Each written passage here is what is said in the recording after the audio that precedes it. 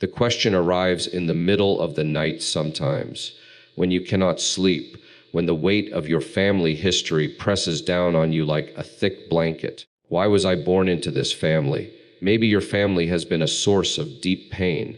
Maybe you carry wounds from childhood that still ache. Maybe you look at other families, the ones that seem so put together, and you wonder why God gave you this particular set of parents, these siblings, this history. Perhaps you have spent years trying to escape your family's shadow. You moved far away. You built a different life. You promised yourself you would never repeat their mistakes. And yet, somehow, you still feel tied to them. Their patterns show up in your relationships. Their voices echo in your mind. Their sins seem to reach across generations and touch you. What if God had a purpose in all of this? What if your family was not an accident? What if He placed you exactly where you are for a reason that goes far beyond what you can see right now? The Bible tells us that God is sovereign over all things. He is not surprised by your family tree. He is not confused about your past. He does not look at your upbringing and wish He had done things differently. Psalm 139 says that He knit you together in your mother's womb. He formed your inward parts. He watched you being woven together in that secret place. He knew you before you were born. He wrote every day of your life in His book before one of them came to be. This is not just poetry. This is a profound truth about who you are and how God sees you. Your family was not a cosmic accident. You are not the result of random chance. You are a child of God, created with intention, placed into a specific family for a specific purpose.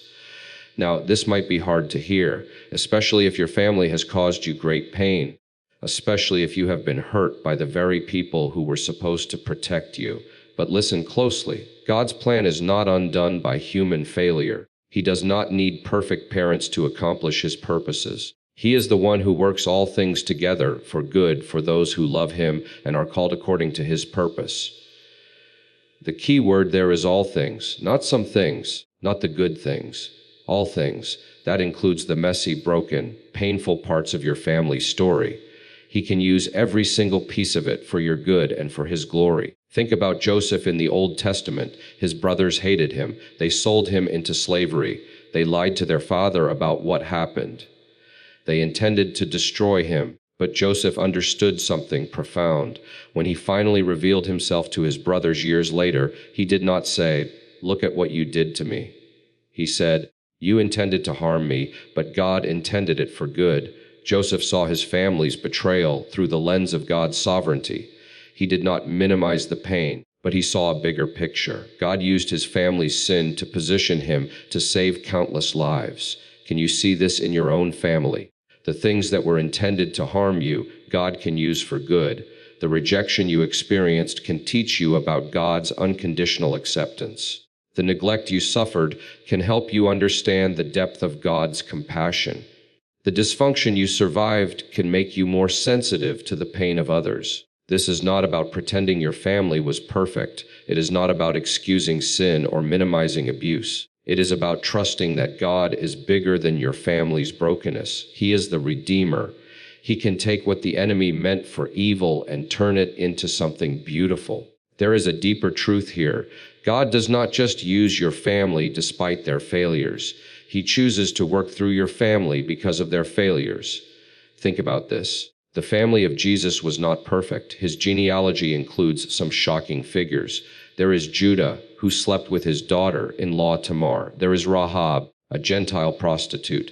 There is David, an adulterer and murderer. There is Solomon, who worshipped foreign gods. God did not hide these flaws. He put them right in the genealogy of his own son. Why? To show that he can work through anyone. He can redeem any story. He can bring light out of the darkest places. You were born into your family because God has a mission for you. He has something He wants to do in your life that can only be accomplished through the unique circumstances of your upbringing. The strengths and weaknesses of your family are the raw materials He is using to shape you into the person He created you to be. Think of a sculptor. A sculptor does not choose a flawless piece of marble. He chooses a piece that has just the right shape and texture for his vision. He sees the statue hidden inside the stone. He chips away at the surface. He works with the grain. He uses every imperfection as part of the final design. That is what God does with your family. He sees the person He is forming. He uses the hardness and the softness, the strength and the weakness, the beauty and the brokenness to create something beautiful.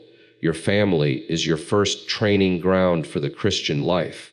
It is where you first learned about love and forgiveness, or perhaps where you first learned how much you need them. It is where you first experienced rejection and learned to forgive. It is where you first saw human weakness and learned to rely on God's strength. Your family shaped your deepest patterns, your hidden assumptions, your understanding of who you are and who God is. And God intends to use every part of that formation for His glory. St. John Paul called the family the first school of Christian life. Think about what that means. The first school is where you learn the basics. It is where you develop the skills you will use for the rest of your life. In your family, you learned how to love. Perhaps you learned that love is patient and kind. Perhaps you learned that love sometimes hurts. Perhaps you learned that love is hard and requires sacrifice. These are lessons you needed to learn before you could truly love God and love others. The Second Vatican Council called the family the domestic church. This is a powerful phrase. A church is a place of worship. It is a place where God is encountered. It is a place where the Word is taught and the sacraments are celebrated. Your family was meant to be the place where you first encountered God. It was meant to be the place where you learned to pray. It was meant to be the place where you learned to worship.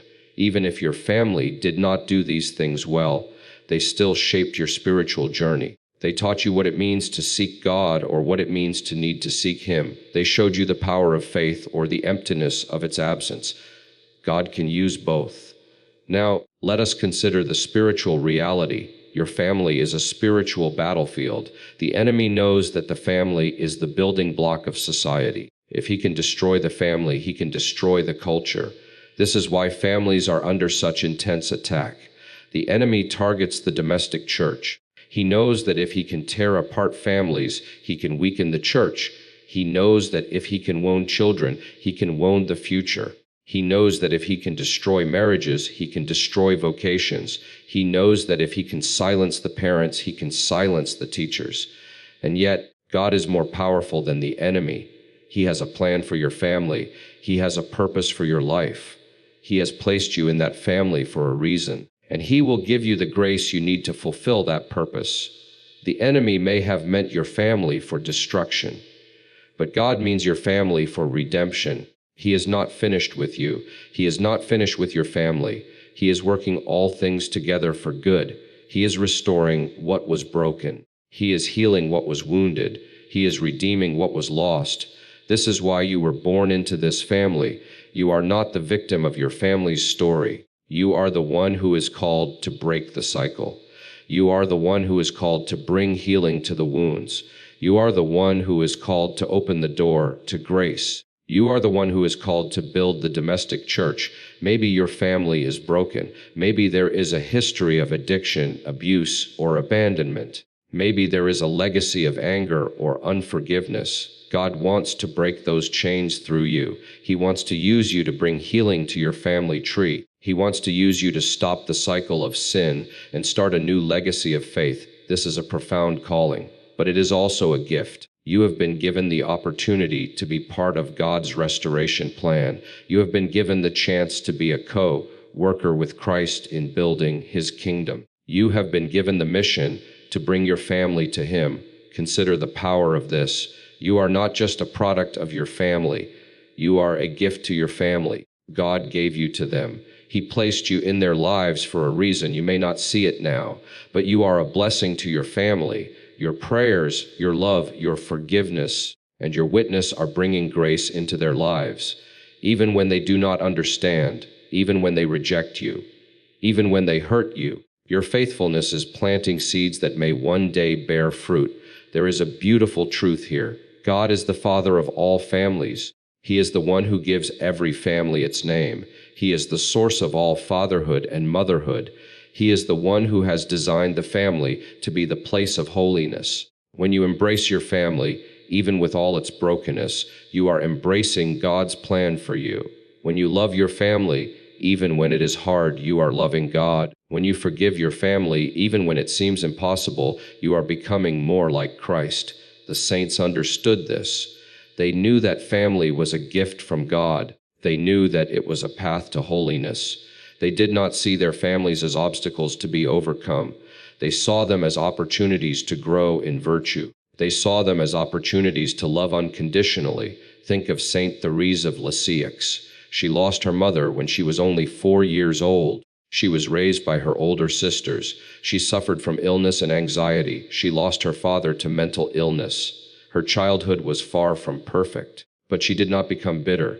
She did not blame God. Instead, she embraced her family as God's gift to her. She saw every difficulty as an opportunity to grow closer to Christ. She learned to love her sisters even when they annoyed her. She learned to forgive her family's weaknesses. She became a saint because she embraced her family as God's plan for her life. You can do the same. You can embrace your family as God's plan for you. You can love them even when it is hard. You can forgive them even when it hurts. You can pray for them even when they do not seem to care. And in doing so, you will become more like Christ. This is the heart of the gospel. Jesus came to restore what was broken. He came to heal what was wounded. He came to redeem what was lost. He came to bring us back to the Father. He came to give us a new family. He came to make us children of God. When you were born into your biological family, you received a particular inheritance. But when you were born again in baptism, you received a new inheritance. You became part of the family of God. This is the greatest gift. This is the greatest reality. You are not just a member of a human family. You are a child of God. You are a brother or sister of Christ. You are part of the heavenly family. This changes everything. It does not erase the pain of your past, but it gives you a new identity. It does not remove the challenges of your present, but it gives you a new purpose. It does not guarantee that your future will be easy, but it gives you a new hope. You were born into your family because God has a mission for you. You were born into your family because God has a purpose for you. You were born into your family because God has a plan for you, and that plan is good. It is a plan to give you a hope and a future. It is a plan to conform you to the image of His Son. It is a plan to bring you home to Him. So do not despair about your family. Do not lose hope. Do not give up. God is at work. He is working in you. He is working through you. He is working in your family. He will not abandon you. He will not leave you alone. He will give you the grace you need. You are not alone in this. You have the saints. You have the angels. You have the church. You have the sacraments. You have the Blessed Virgin Mary. You have the intercession of Saint Michael.